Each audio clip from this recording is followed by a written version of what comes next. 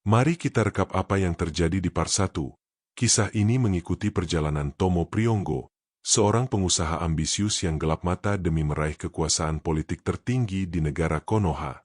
Terperangkap dalam ambisinya, Tomo menjalin perjanjian terlarang dengan Nyi Roro Kidul, penguasa pantai selatan. Setiap langkah kenaikan kekuasaannya, dari penguasa distrik hingga tahta negara Konoha, dibayar dengan tumbal nyawa dan larangan berkata jujur, yang secara perlahan mengikis kemanusiaannya.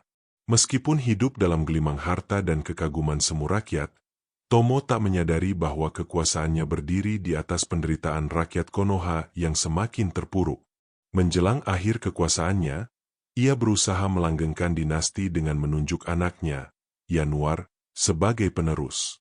Namun, perjanjian gelap Tomo mulai menggerogoti sang anak yang tidak tahu menahu. Ketika kasus korupsi keluarga terungkap dan kepercayaan rakyat hancur, Tomo dan Yanuar harus menghadapi konsekuensi dari ambisi yang dibangun di atas darah dan kebohongan, meninggalkan nasib dinasti mereka di ujung tanduk.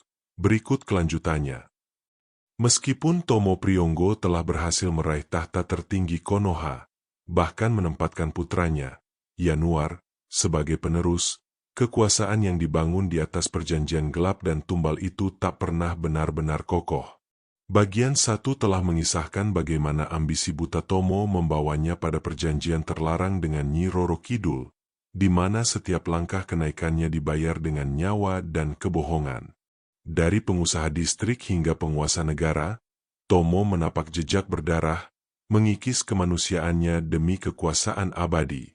Namun, pengungkapan kasus korupsi keluarga Priyonggo di bawah kepemimpinan Yanuar telah memicu gelombang kemarahan rakyat yang tak terbendung, membuat dinasti mereka berada di ambang kehancuran. Kini, Konoha seperti kuali mendidih. Tekanan warga yang hebat tak henti-hentinya menerpa. Setiap hari, ribuan orang turun ke jalan, suara-suara sumbang menggemakan tuntutan agar Yanuar segera mengundurkan diri. Spanduk-spanduk berisi cacian dan makian memenuhi setiap sudut kota, menggantikan pujian yang dulu terpampang. Yanuar, yang selama ini hanya boneka di tangan ayahnya, tampak tak berdaya. Ia terbiasa hidup dalam kemewahan dan keputusan yang sudah diatur. Kini, dihadapkan pada amuk masa, ia hanya bisa terdiam, pucat pasi, tak tahu harus berbuat apa. Istana kepresidenan yang dulu menjadi simbol kekuasaan, kini terasa seperti sangkar yang menyesakan. Tomo, meskipun sudah menyerahkan estafet kepemimpinan, masih menjadi dalang utama di balik layar. Ia mencoba berbagai cara untuk meraih kembali kepercayaan masyarakat. Uang dikucurkan untuk program-program dadakan yang terkesan populis, namun niat busuknya mudah tercium. Media yang sempat loyal kepadanya kini terpecah belah, dan Tomo tak lagi punya kendali penuh. Ia memerintahkan aparat keamanan untuk membubarkan demonstrasi, namun tindakan represif itu justru memicu amarah yang lebih besar. Setiap strategi yang ia coba, setiap manipulasi yang ia rancang, semuanya gagal total. Rakyat Konoha sudah terlalu muak, terlalu lelah dibohongi. Mereka telah kehilangan kepercayaan, dan tak ada lagi janji manis yang mampu membujuk mereka. Melihat Yanuar semakin terpojok dan gelombang protes tak menunjukkan tanda-tanda mereda, Tomo menarik diri ke ruang kerjanya yang mewah. Berhari-hari ia merenung, pikiran-pikiran kalut berkecamuk di benaknya. Ia memutar otak, mencari celah, sebuah jalan keluar dari kekacauan ini. Tomo tahu, strategi lama yang mengandalkan kebohongan dan penyingkiran diam-diam tidak akan bekerja lagi. Rakyat sudah bangun. Ia harus menemukan cara yang lebih drastis, sebuah pengorbanan yang bisa meredam amarah yang membara ini. Di tengah keheningan malam, sebuah ide gila mulai terbentuk dalam benaknya. Sebuah ide yang mungkin akan menghancurkan citranya sepenuhnya, namun berpotensi menyelamatkan kekuasaan putranya, dan pada akhirnya, dinasti keluarga Priyonggo. Tomo menyadari bahwa ia tidak bisa lagi bermain aman. Jika ingin menyelamatkan sisa-sisa kendalinya, ia harus berani mengambil risiko yang belum pernah ia bayangkan. Ia akan mengorbankan dirinya sendiri. Tomo memutuskan untuk mengakui kesalahannya, namun hanya sebagian kecil saja. Ia akan memilih satu kasus korupsi yang bisa ia akui, yang cukup besar untuk memuaskan tuntutan publik akan pertanggungjawaban, tetapi tidak terlalu besar sehingga merujuk pada seluruh jaringan kejahatannya. Sebuah langkah licik, bahkan di tengah keputusasaan. Ia berharap dengan pengakuan ini, semua keburukan dan kemarahan akan tertuju padanya, dan tidak pada Yanuar. Ia ingin anaknya tetap aman di kursi kekuasaan. Bagi Tomo, menjaga dinasti tetap berkuasa di Konoha adalah tujuan utamanya, melebihi segalanya, bahkan martabatnya sendiri. Ini adalah pengorbanan yang ia relakan, bukan karena rasa bersalah, melainkan karena ambisi yang tak pernah padam. Ia adalah dalang, dan ia akan melakukan apa saja untuk memastikan sandiwaranya berlanjut, meskipun harus mengorbankan dirinya sebagai aktor utama di panggung pengadilan. Yanuar harus tetap berkuasa. Itulah satu-satunya fokus Tomo saat ini. Setelah berhari-hari Tomo Priyonggo bergumul dengan pikirannya, terkurung dalam dinding kemewahan yang terasa seperti penjara, sebuah kesimpulan drastis tercapai. Ia tak bisa lagi mengandalkan trik lama. Rakyat sudah terlalu pintar, terlalu marah. Satu-satunya jalan untuk meredakan amuk massa dan menyelamatkan dinasti yang ia bangun adalah dengan memberikan sebuah pengorbanan besar. Ia akan menyerahkan dirinya, menjadi tumbal di hadapan publik, berharap semua kemarahan akan terfokus padanya dan bukan pada Yanuar.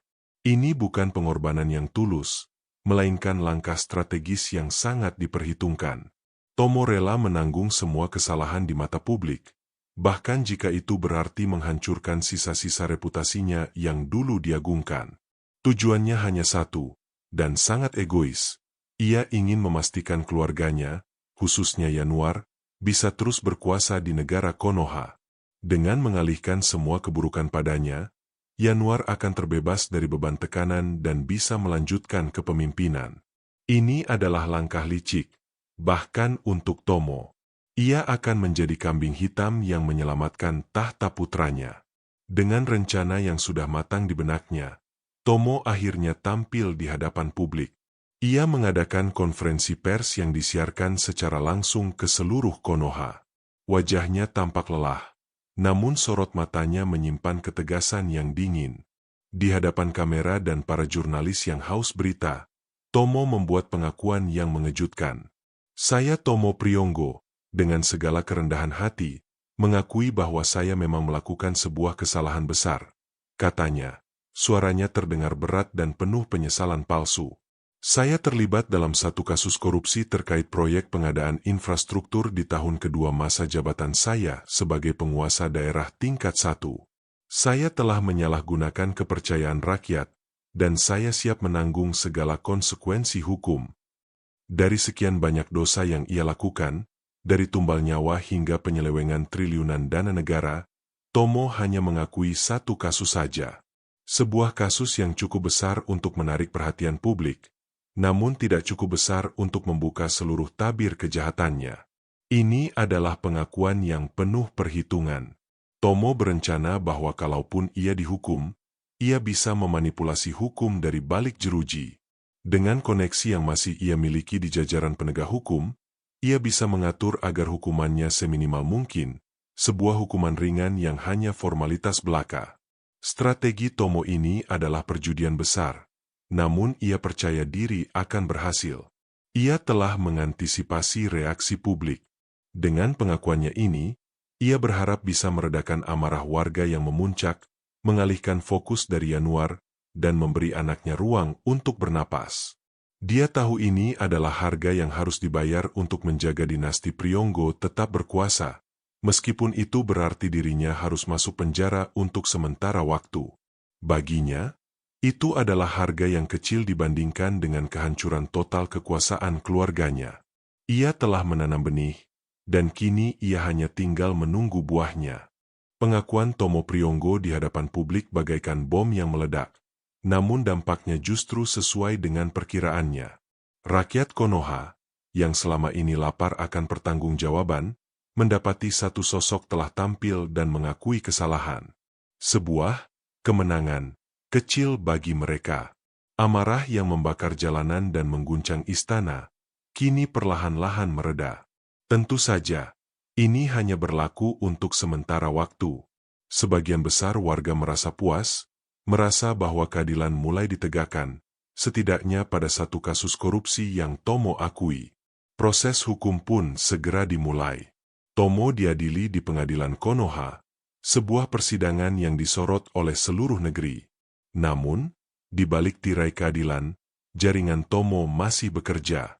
Koneksi yang ia bangun selama bertahun-tahun, uang yang ia kucurkan, dan pengaruh yang masih ia miliki di jajaran penegak hukum, semuanya bergerak untuk memanipulasi jalannya persidangan. Bukti-bukti diatur, saksi-saksi dibungkam, dan pasal-pasal hukum diinterpretasikan sedemikian rupa agar menguntungkan dirinya. Akhirnya, putusan dibacakan. Tomo Priyonggo dinyatakan bersalah atas satu kasus korupsi yang ia akui. Namun, hukumannya sangat minimal, seringan mungkin, seolah hanya sebuah formalitas untuk menenangkan publik. Ia dijatuhi hukuman penjara 1 tahun dengan pemotongan masa tahanan karena dianggap kooperatif. Sebuah hukuman yang ironis jika dibandingkan dengan gunung dosa yang sebenarnya ia pikul. Strategi Tomo ini berhasil sepenuhnya. Seperti yang ia perkirakan, amarah warga Konoha menurun drastis. Mereka merasa perjuangan mereka membuahkan hasil. Tekanan pada Yanuar, putranya yang kini menduduki kursi penguasa, pun berkurang secara signifikan. Yanuar bisa bernapas lega, fokus melanjutkan kekuasaan tanpa harus menghadapi gelombang demonstrasi yang tak henti-hentinya. Media yang tadinya gencar mengkritik, kini beralih fokus pada kasus Tomo dan keberhasilan penegakan hukum. Tomo dipindahkan ke sebuah penjara yang lebih menyerupai sangraloka pribadi ketimbang tempat hukuman. Fasilitas mewah, akses khusus, dan kebebasan yang luas membuatnya nyaman. Bagi Tomo, itu hanyalah sebuah liburan sementara, sebuah pengorbanan kecil untuk tujuan yang lebih besar. Dari balik jeruji, penjara emasnya, ia masih bisa mengendalikan urusan di luar, memantau Yanuar, dan memastikan dinasti Priyonggo tetap tegak. Ia yakin bahwa ia telah memenangkan permainan ini. Rakyat sudah tenang, anaknya aman di tahta, dan ia sendiri akan segera bebas. Ini adalah kemenangan semu. Sebuah ilusi yang Tomo ciptakan dengan sempurna, namun ia tidak menyadari bahwa ia baru saja menanam benih kehancuran yang lebih besar. Setahun berlalu dengan cepat. Bagi Tomo Priyonggo, masa di penjara emasnya terasa singkat dan nyaman. Dari balik jeruji mewah itu, ia tetap memegang kendali. Semua ritual Nyi Roro Kidul terus ia jalankan, namun tidak secara langsung. Ia mempercayakan tugas itu pada dukun kepercayaannya, seorang pria tua bermata tajam yang telah lama melayaninya. Sang dukun, dengan arahan Tomo, melakukan setiap amalan dan persembahan tumbal sesuai jadwal yang ditentukan. Setiap malam Jumat Kliwon, 1 nyawa dikorbankan, memastikan aliran kekuasaan gelap Tomo tidak terputus. Tomo merasa lega. Perjanjiannya dengan sang ratu tetap terjaga, dan kekuasaannya, meski tak lagi dipegang langsung, terasa aman dalam genggaman dinasti Yanuar. Namun, Tomo telah melupakan satu detail krusial, sebuah kesalahan fatal yang ia lakukan di hadapan publik. Saat konferensi pers di mana ia mengakui satu kasus korupsi, Tomo tidak sengaja berkata jujur. Kebenaran, meski hanya secuil, telah keluar dari bibirnya. Dan itu, menurut perjanjiannya dengan Nyi Roro Kidul, adalah pelanggaran yang tak termaafkan. Syaratnya jelas, tak boleh berkata jujur seumur hidup. Begitu Tomo bebas dari penjara, bayangan kegelapan mulai menyelimuti hari-harinya. Ia mulai dihantui. Tidurnya tak lagi tenang, dipenuhi mimpi buruk yang mengerikan. Dalam setiap mimpinya, sosok Nyi Roro Kidul muncul. Wajahnya yang dulu memesona kini dipenuhi kemarahan yang membara. Matanya memancarkan api dendam. Lingkungan di sekitar Tomo terasa dingin, mencekam, bahkan di tengah hari bolong. Ia merasakan kehadiran yang tak kasat mata, bisikan-bisikan halus yang hanya ia dengar. Nyi Roro Kidul, dalam mimpinya yang paling buruk, berteriak, "Kau telah melanggar janjimu, Tomo Priyonggo. Kebenaranmu adalah pengkhianatan terbesarmu. Aku bersumpah akan mengutukmu dan seluruh keluargamu. Kekuasaan yang kau dambakan akan menjadi racun, menghancurkanmu dari dalam, perlahan namun pasti." Sumpah kutukan itu bergema di kepala Tomo setiap kali ia terbangun, membuatnya berkeringat dingin. Rasa takut yang dulu hanya berupa paranoia kini berubah menjadi teror nyata. Ia merasakan kekuatan Nyi Roro Kidul, yang dulunya memberinya segalanya, kini berbalik melawannya. Sebuah sensasi dingin menjalar di kulitnya, seolah kutukan itu sudah mulai bekerja. Tomo tahu, ia telah membangunkan amarah yang jauh lebih besar dari sekadar kemarahan rakyat. Ia telah mengkhianati perjanjiannya dengan penguasa dunia lain, dan Nyi Roro Kidul tidak akan pernah memaafkan. Hidupnya, dan hidup keluarganya, takkan pernah tenang lagi. Kutukan Nyi Roro Kidul tak menunggu lama untuk menunjukkan taringnya. Tak sampai sebulan setelah Tomo dibebaskan dari penjara emasnya, tanda-tanda mengerikan mulai muncul. Awalnya hanya berupa gatal-gatal ringan yang tak biasa, lalu berubah menjadi ruam merah yang menyebar cepat. Tak lama kemudian, Tomo sekeluarga, termasuk Yanuar yang masih menjabat sebagai penguasa Konoha, mulai menderita penyakit kulit langka yang tidak bisa disembuhkan. Penyakit itu sungguh mengerikan. Luka-luka aneh mulai bermunculan di sekujur tubuh mereka, seperti borok yang tak mau menutup, mengeluarkan cairan bening, dan menimbulkan gatal tak tertahankan. Kulit mereka menjadi bersisik, merah, dan bengkak. Wajah Yanuar, yang dulu tampan dan gagah, kini dipenuhi bercak-bercak menjijikan yang tak bisa ditutupi riasan. Kondisi Tomo lebih parah, tubuhnya semakin kurus dan renta, seolah energi hidupnya diisap perlahan. Kepanikan melanda keluarga Priyonggo. Mereka memanggil dokter-dokter ahli terbaik dari seluruh penjuru negeri, bahkan dari luar Konoha. Para tabib, dermatolog, hingga ahli penyakit menular, semuanya angkat tangan. Tidak ada diagnosis yang jelas, tidak ada obat yang mempan. Mereka mencoba pengobatan alternatif, herbal, bahkan ritual penyembuhan dari berbagai aliran, namun semuanya sia-sia. Penyakit itu terus menjalar, menggerogoti fisik dan mental mereka. Tidur mereka terganggu oleh rasa gatal yang hebat dan rasa sakit yang menusuk. Di tengah penderitaan fisik ini, desas-desus tentang perjanjian Tomo dengan Nyi Roro Kidul mulai terendus media. Awalnya hanya bisikan di kalangan jurnalis dan aktivis, namun dengan semakin parahnya kondisi fisik keluarga penguasa, gosip itu meluas menjadi bahan pembicaraan publik.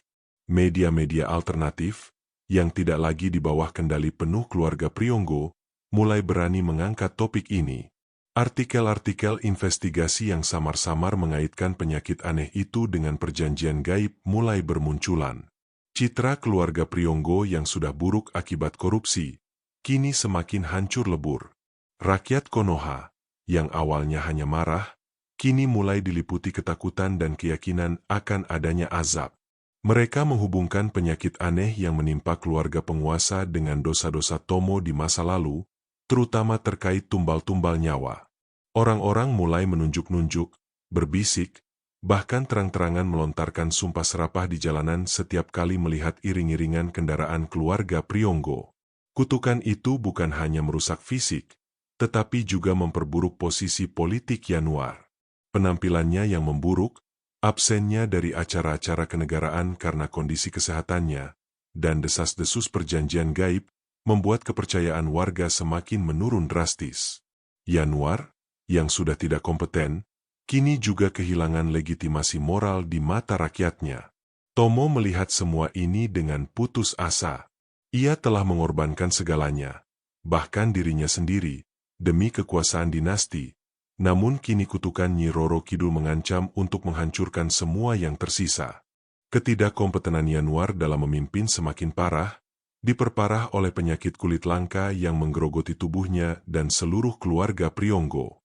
Wajahnya yang dulu cerah kini dipenuhi luka dan ruam, membuatnya enggan tampil di muka umum. Ia sering absen dari tugas kenegaraan, menyerahkan sebagian besar pekerjaan pada para pembantu yang loyal. Namun, dengan kepemimpinan yang goyah dan kurangnya visi, keputusan-keputusan penting menjadi terbengkalai. Urusan negara yang krusial tersendat, dan berbagai krisis kecil bermunculan tanpa penanganan yang berarti. Krisis kepercayaan ini memicu kekacauan serius di dalam pemerintahan Konoha. Banyak pejabat, terutama yang sebelumnya loyal pada Tomo karena kekuasaannya, kini mulai mengambil jarak dari Yanuar. Mereka melihat jelas bahwa kekuasaan keluarga Priyonggo diambang kehancuran. Intrik di antara para menteri dan direktur jenderal mulai merebak. Mereka saling sikut, memperebutkan posisi dan pengaruh, bersiap untuk melompat dari kapal yang tenggelam. Korupsi kecil-kecil, yang tadinya ditekan oleh Tomo, kini kembali marak di berbagai departemen. Di dalam keluarga Tomo sendiri, penyakit dan tekanan eksternal memicu konflik internal yang hebat. Suasana di rumah Tomo, yang dulu penuh kemewahan, kini diselimuti ketegangan dan ketakutan. Mereka saling menyalahkan atas musibah yang menimpa. Istrinya, yang dulu pendiam, kini sering melontarkan tuduhan pada Tomo, menganggapnya sebagai penyebab utama kutukan yang mereka derita. Yanuar, yang seharusnya fokus memimpin negara, justru tertekan oleh pertengkaran keluarga dan penyakitnya sendiri. Ia mulai menunjukkan tanda-tanda depresi dan frustrasi yang mendalam. Ikatan keluarga Priyonggo, yang selama ini dibangun di atas ambisi Tomo, kini hancur lebur dari dalam. Tekanan media pun semakin intens. Para jurnalis, terutama dari media-media independen yang telah menemukan kebebasan baru, terus menyoroti kondisi fisik keluarga Priyonggo yang memburuk. Gambar-gambar mereka yang tampak sakit-sakitan mulai beredar luas, menjadi bukti tak terbantahkan bagi rakyat tentang adanya azab atau kutukan. Laporan-laporan investigasi yang mengulas desas-desus perjanjian gaib Tomo dengan Nyi Roro Kidul semakin gencar. Kisah-kisah tentang tumbal dan praktik gelap Tomo, yang dulu hanya bisikan, kini menjadi topik hangat di setiap diskusi publik. Para pakar agama dan budayawan turut mengomentari fenomena ini, menghubungkannya dengan karma dan balasan dari alam. Di mata rakyat Konoha, Tomo dan Yanuar bukan lagi pahlawan atau pemimpin. Mereka adalah simbol kehancuran dan kebusukan.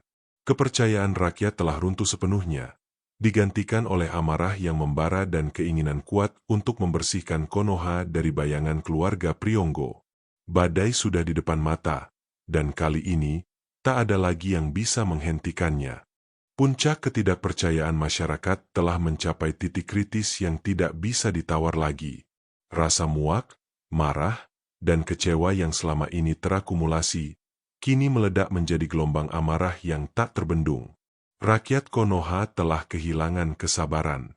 Janji-janji palsu, korupsi yang tak berkesudahan, kepemimpinan yang lemah, dan kini penyakit aneh yang menimpa keluarga penguasa, semuanya telah memicu api pemberontakan. Organisasi masyarakat, aktivis mahasiswa, dan para intelektual yang selama ini bergerak di bawah tanah, kini bersatu padu. Mereka menyerukan satu hal, kudeta rakyat. Bukan lagi demonstrasi biasa, melainkan gerakan masif untuk menggulingkan rezim yang telah menindas mereka. Seruan itu menyebar cepat dari mulut ke mulut, dari media sosial hingga mimbar-mimbar jalanan. Rakyat Konoha, dari berbagai lapisan dan usia, menanggapi seruan tersebut dengan semangat membara.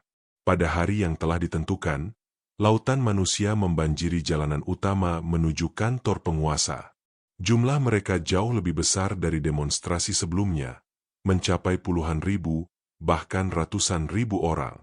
Mereka membawa spanduk-spanduk besar bertuliskan tuntutan untuk turun tahta, potret-potret Yanuar yang cacat oleh penyakitnya, dan slogan-slogan anti-korupsi. Suara gemuruh mereka menggetarkan seluruh kota, seperti raungan singa yang lapar keadilan. Di dalam kantor penguasa, Yanuar dan sisa-sisa kroninya terperangkap. Mereka melihat dari jendela bagaimana gelombang massa terus bergerak mendekat, semakin besar, semakin menyeramkan. Pertahanan keamanan yang mereka kerahkan tampak tak berdaya menghadapi jumlah rakyat yang begitu banyak. Bahkan militer, yang dulunya setia pada Tomo, kini mulai goyah. Beberapa jenderal mulai terang-terangan menunjukkan ketidaksetujuan mereka terhadap Yanuar, melihat kekuasaan keluarga Priyonggo sudah tidak punya masa depan. Mereka tidak ingin menumpahkan darah rakyat sendiri demi rezim yang sudah jelas akan runtuh. Di bawah tekanan massa yang tak terbendung dan dukungan militer yang mulai menarik diri, Yanuar akhirnya takluk. Tanpa pilihan lain, ia dipaksa turun tahta. Kekuasaan yang Tomo bangun dengan darah, kebohongan, dan pengorbanan jiwa, hancur dalam sekejap mata. Tidak ada perlawanan berarti. Ia hanya bisa mengangguk pasrah, dengan wajah pucat pasi dan tatapan kosong. Dengan jatuhnya Yanuar, pengaruh keluarga Tomo di Konoha sudah sepenuhnya pudar. Mereka kehilangan segalanya. Kekuasaan yang dulu mutlak, dukungan politik yang dulu kokoh, harta yang dulunya tak terhitung, dan bahkan rasa hormat dari masyarakat. Dinasti Priyonggo yang Tomo impikan akan abadi, kini telah runtuh tak bersisa.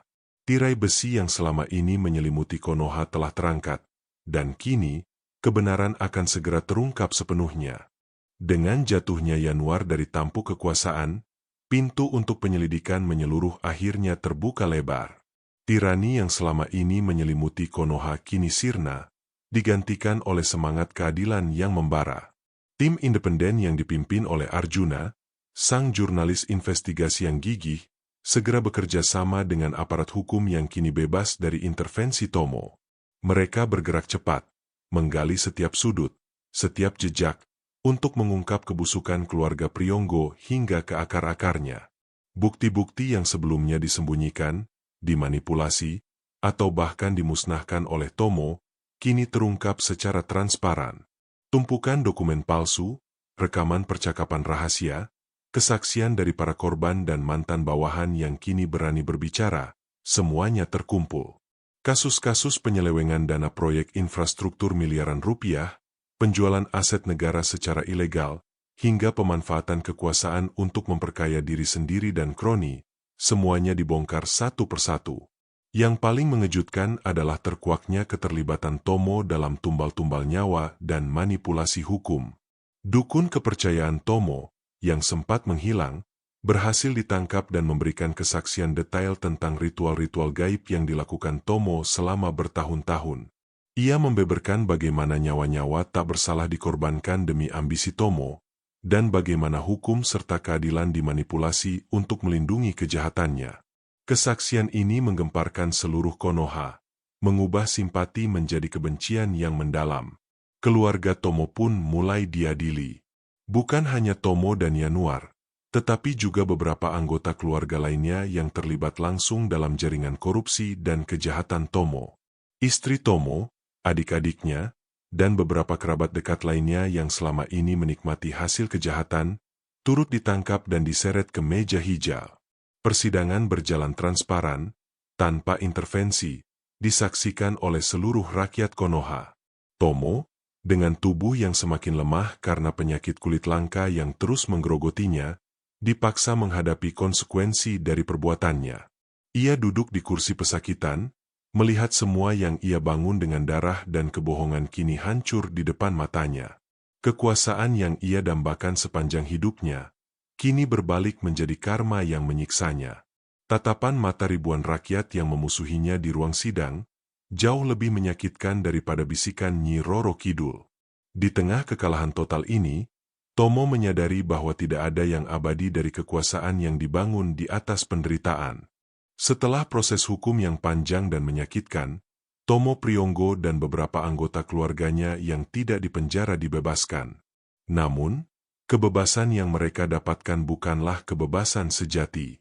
Mereka kembali ke kampung halaman, ke desa tempat Tomo dulu merintis ambisinya, tetapi kini tanpa harta, tanpa kekuasaan, dan hanya membawa aib.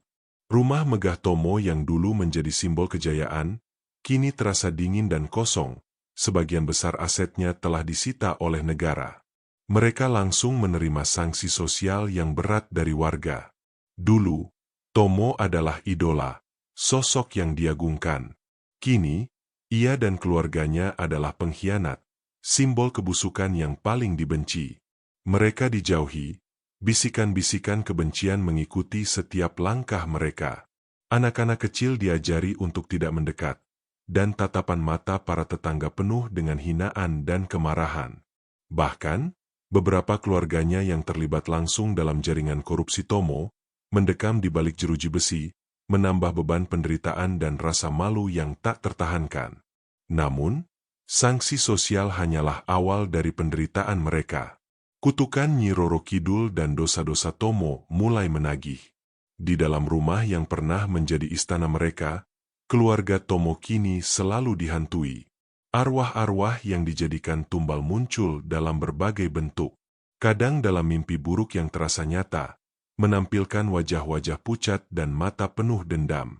Kadang dalam bisikan-bisikan dingin di tengah malam, memanggil nama Tomo dan menuntut balas. Bahkan, penampakan fisik samar-samar sering terlihat di sudut-sudut rumah, bayangan-bayangan yang lewat, aroma busuk yang tiba-tiba muncul, dan suara-suara aneh yang membuat bulu kuduk berdiri. Harta dan kekayaan yang tersisa tidak lagi berguna. Uang tak bisa mengusir hantu, tak bisa membeli kedamaian. Tomo dan keluarganya hidup dalam teror yang konstan. Mereka tidak bisa tidur nyenyak, selalu gelisah, dikelilingi oleh kehadiran yang menakutkan. Setiap hari adalah perjuangan untuk tetap waras di tengah siksaan mental dan spiritual ini. Mereka mencoba melakukan ritual pembersihan, memanggil orang pintar, tetapi tak ada yang bisa menghentikan arwah-arwah penasaran yang menuntut dendam. Tomo, yang dulu begitu berkuasa, kini hanyalah seorang tua yang rapuh, terperangkap dalam neraka yang ia ciptakan sendiri, menanti giliran para arwah itu untuk menuntaskan pembalasan dendam mereka. Beberapa bulan setelah kembali ke kampung halaman dan hidup dalam teror tiada henti, takdir akhirnya menjemput Tomo Priyonggo. Pada suatu pagi yang dingin, tubuhnya ditemukan di kamar, dalam kondisi yang tidak wajar. Wajahnya membiru, matanya melotot, dan seluruh tubuhnya dipenuhi luka menganga akibat penyakit kulit langka yang menggerogoti. Tidak ada yang tahu persis apa yang terjadi, namun desas-desus tentang kutukan Nyi Roro Kidul yang kini telah paripurna semakin santer terdengar di seluruh penjuru desa dan bahkan hingga ke kota. Kematian Tomo adalah akhir yang tragis dari ambisi yang dibangun di atas darah dan kebohongan. Kematian Tomo menjadi pukulan telak bagi Yanuar. Beban mental yang selama ini ia pikul, ditambah dengan kondisi fisiknya yang terus memburuk karena penyakit kutukan, membuat Yanuar menjadi kurang waras. Ia sering terlihat berbicara sendiri, tertawa tanpa alasan, atau menangis histeris. Bayang-bayang masa lalu, kekuasaan yang hilang, dan wajah-wajah tumbal yang menghantui keluarganya, benar-benar menghancurkan kewarasannya. Ia hidup dalam keterpurukan mental, terasing dari dunia nyata. Namun, di tengah kehancuran keluarga Priyonggo, ada secercah harapan. Beberapa anggota keluarga Tomo, yang memang tidak ikut serta dalam lingkaran kejahatan dan korupsi yang dilakukan Tomo, berhasil selamat dari jeratan hukum dan sanksi sosial yang terlalu berat. Mereka adalah sanak saudara yang memilih untuk tidak terlibat dalam praktik kotor Tomo, meski hidup dalam bayang-bayang namanya. Dengan segala upaya, mereka mencoba hidup berdampingan dengan masyarakat, memulai hidup baru yang lebih jujur dan sederhana, meskipun masih dihantui oleh stigma nama Priyonggo. Puncak pengungkapan kejahatan Tomo akhirnya tiba dengan penangkapan dukun kepercayaannya. Setelah Tomo meninggal, keberadaan sang dukun yang sempat menghilang menjadi target utama pihak berwenang. Di bawah interogasi yang intens, sang dukun, tanpa lagi perlindungan dari Tomo, menjelaskan semua kejahatan gaib yang dilakukan Tomo semasa hidup. Ia membeberkan detail perjanjian dengan Nyi Roro Kidul, jumlah dan jenis tumbal yang dipersembahkan, serta bagaimana Tomo memanipulasi takdir dan mengendalikan orang-orang di sekitarnya. Pengakuan ini menjadi pengesahan publik atas segala kejahatan Tomo, mengonfirmasi semua desas-desus dan kecurigaan yang selama ini beredar. Dengan pengakuan dukun tersebut, tirai kebenaran akhirnya tersingkap lebar, mengakhiri semua misteri dan kebohongan yang telah menyelimuti Konoha selama bertahun-tahun. Setelah badai berlalu, Konoha perlahan mulai menata kembali dirinya. Di bawah kepemimpinan baru yang bersih dan berkomitmen, rakyat bahu-membahu membangun kembali negeri yang sempat terpuruk dalam kegelapan. Luka-luka akibat korupsi dan tirani Tomo Prionggo memang dalam, namun semangat untuk bangkit lebih kuat. Proyek-proyek yang mangkrak mulai dilanjutkan, dana-dana yang diselewengkan berhasil dilacak dan dikembalikan, serta sistem pemerintahan yang transparan mulai diterapkan. Konoha belajar dari kesalahan masa lalu, bertekad untuk tidak lagi terperosok dalam jerat kekuasaan yang korup. Kisah Tomo Prionggo, sang pengusaha ambisius yang berubah menjadi tiran, menjadi pelajaran berharga bagi seluruh negeri. Ceritanya diceritakan turun-temurun, menjadi pengingat tentang bahaya ambisi buta dan korupsi yang merusak. Museum didirikan untuk menyimpan bukti-bukti kejahatan masa lalu, dan buku-buku sejarah mencatat babak kelam itu agar tidak terulang kembali. Rakyat Konoha, yang kini lebih sadar dan kritis, memastikan bahwa pemimpin mereka di masa depan akan benar-benar melayani, bukan menguasai. Beberapa anggota keluarga Tomo yang tidak terlibat kejahatan, meskipun harus hidup dalam bayang-bayang nama besar yang kini tercoreng, berusaha keras untuk menebus kesalahan keluarga mereka. Mereka menghadapi stigma dan kecurigaan dari masyarakat. Namun, dengan ketekunan dan kerendahan hati, mereka mendedikasikan diri pada kegiatan sosial, membantu masyarakat, dan hidup sederhana. Perlahan tapi pasti, beberapa dari mereka mulai diterima kembali oleh komunitas, menunjukkan bahwa pengampunan memang mungkin, meskipun membutuhkan waktu dan usaha yang besar. Mereka menjadi contoh bahwa keturunan tidak selalu harus menanggung dosa leluhur. Kisah Tumbal Penguasa Konoha berakhir dengan pesan moral yang kuat, bahwa kekuasaan yang dibangun di atas kebohongan dan penderitaan tidak akan pernah abadi. Karma akan selalu menemukan jalannya, menghancurkan fondasi yang tidak kokoh, dan kebenaran, meskipun lambat, akan selalu terungkap. Konoha, setelah melewati masa kelam, akhirnya menemukan kembali jalannya menuju terang, dengan harapan akan masa depan yang lebih adil dan sejahtera.